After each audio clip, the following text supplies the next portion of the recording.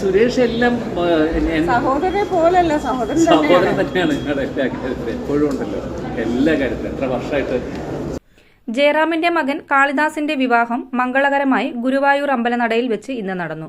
വിവാഹശേഷം ജയറാമും കുടുംബവും മാധ്യമങ്ങളെ കാണുന്ന അവസരത്തിൽ മനഃപൂർവ്വം വിവാദമുണ്ടാക്കാൻ വേണ്ടി ഒരു റിപ്പോർട്ടർ ചോദിച്ച ചോദ്യവും അതിന് ജയറാം കൊടുത്ത മറുപടിയുമാണ് ഇപ്പോൾ സോഷ്യൽ മീഡിയയിൽ വൈറലാകുന്നത്.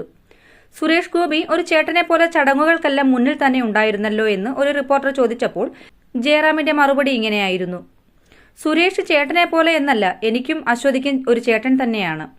വർഷങ്ങളായിട്ടുള്ള ബന്ധമാണ് സുരേഷുമായിട്ട്, ജയറാം പറഞ്ഞു.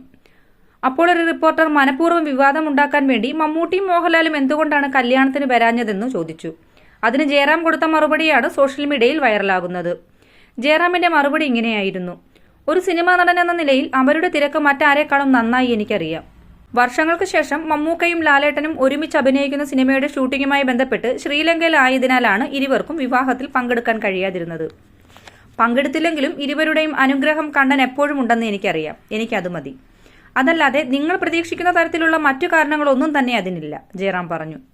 ജയറാമിന്റെ മറുപടിയെക്കുറിച്ച് എന്താണ് നിങ്ങളുടെ അഭിപ്രായം? നിങ്ങളുടെ അഭിപ്രായം കമന്റിൽ രേഖപ്പെടുത്തുക. ഏറ്റവും പുതിയ സിനിമാ വാർത്തകൾ ആദ്യമേ അറിയാൻ ഈ ചാനൽ സബ്സ്ക്രൈബ് ചെയ്യുക. നന്ദി, നമസ്കാരം.